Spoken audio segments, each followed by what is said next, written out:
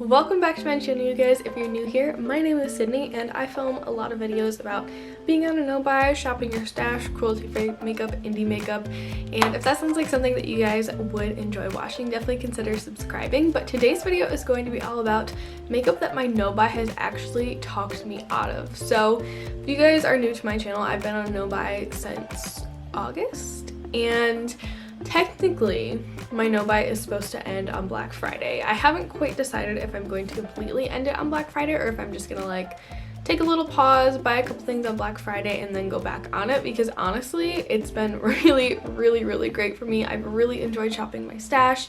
I've saved a lot of money because I'm not buying makeup, and it's just been really fantastic for me. And so for today I thought it would be fun to share some products that were on my wish list before I went on my no-buy that I've kind of talked myself out of since really diving into my collection and using what I have.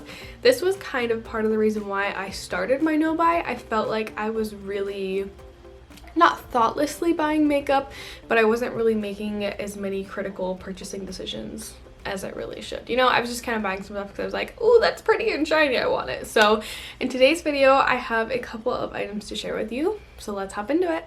I tried to do like a scrunchie bun today so you can see like my cute little scrunchie, but I feel like my scrunchie is not quite big enough to do that, so I feel like I just have like the messiest bun ever today. Okay guys, so the first product I want to chat about are the Tower 28 Shine On Milky Jelly Lip Glosses. So when these launched, it was pretty near to the very beginning of my no-buy. I was tempted by these, but like not so much to where I like actually had them in my Sephora cart. I was just really looking at swatches and watching lots of reviews and all that. And I still may try one of these eventually, but for the time being, and as long as they're in full size, like maybe if they came out with like a little mini set, I may be more tempted to try them. But as it stands right now, I think I can safely say that these are off my wish list. I still think they're gorgeous glosses, and I have no doubt that the Tower 28 formula is just as beautiful in these milky glosses as it is in their jelly glosses. But I've got a lot of lip products. I don't have tons of like nude glosses, but I have plenty of pink glosses.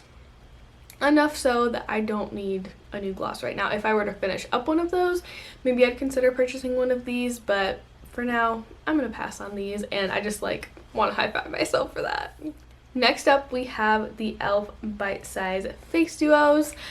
I was so excited about these, partially because of the price and the fact that they're a duo. I really love face duos. I just feel like they're convenient, especially, well, if the highlighter and the blush are both suitable for my skin tone. But I was really interested in that kind of orangey shade. I think it's called Cantaloupe. I feel like it's called Cantaloupe or something like that. That was the only one I was really super interested in, but I kind of just realized, A, I'm not really using a whole lot of powder blush right now, and B, if I really want that like orangey blush color, I can almost guarantee that I have an eyeshadow in that shade, and that's something I already own, and that's probably not a blush shade I'm going to wear very often. So I was pretty excited to talk myself out of that. A couple of the other shades did kind of catch my eye, but I don't think that the highlighters would flatter my skin tone. I really only feel like the mauve pink duo and that orange duo, those highlighters would suit my skin tone, and you know, if I can't use half the product, then why would I even purchase it? Next up, we have a product from Oden's Eye, and it is the Soul Mane eyeshadow palette. When I started my no-buy, I was absolutely infatuated with this palette. I just thought it was like so soft and ethereal and pretty, and I felt like if I put it on my eyes, I would feel like a fairy princess. And I feel like I couldn't pinpoint quite why I wanted this palette, other than I thought it was like pretty. And now I look at it and I'm just like, it's okay. I still think it's a gorgeous palette and it's a really pretty color story, but I feel like I definitely own those tones in my collection, and I could probably create similar looks with eyeshadow that I already own. I would still love to try Oden's Eye, but this is just not the right palette for me to try the brand with. So I'm actually really excited that I kind of got that one out of my system. Same thing with the Oliva eyeshadow palette. Again, crazy beautiful. It's not that I don't want to try Oden's Eye still, but I've seen swatches, and I saw these swatches like when I put this on my wish list, but there are a lot of shades in here that are very similar to the shades in the Natasha Denona Sunrise palette, and I feel like I've been using my Natasha Denona Sunrise palette quite a bit over the past couple months, and so I just feel like I'm satisfied with these tones and I no longer feel quite such a pull to this palette. Next up, we have another product from e.l.f. and these are their bite-size eyeshadow palettes, you guys.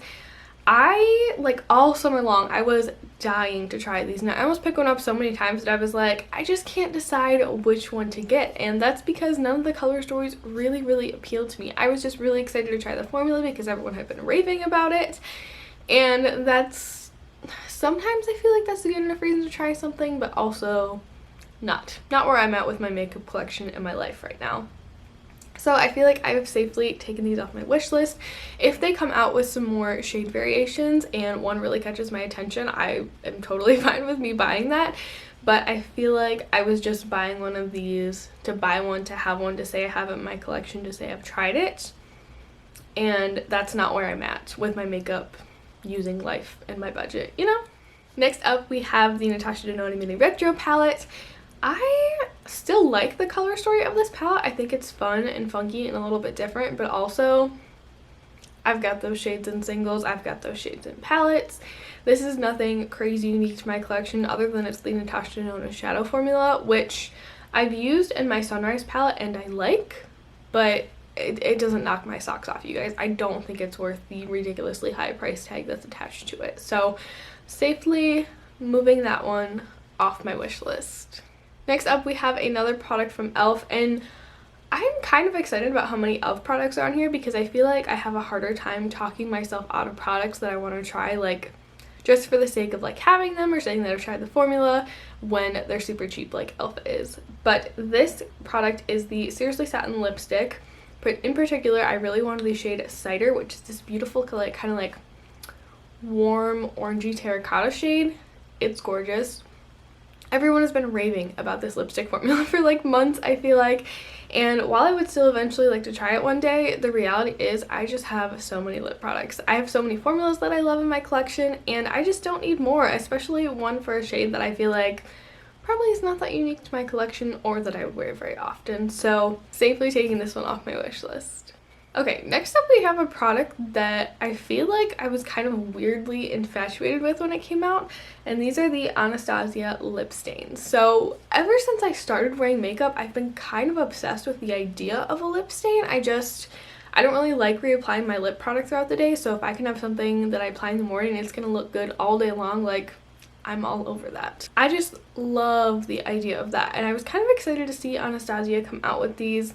I'm not like super comfortable supporting Anastasia at the moment, just some things have come out with them that I just don't really want to give them my money anymore, you know, but I was like kind of low-key considering buying one of these just to try them, but ultimately I just decided that I don't really like any of these colors. If I were to get a lip stain, I would really want something that's like My Lips But Better. You know, why doesn't a brand come out with that, like a My Lips But Better lip stain range? Because I feel like if I could just have a product that gave my lips a little bit more life, a little bit more color throughout the day, I would love that.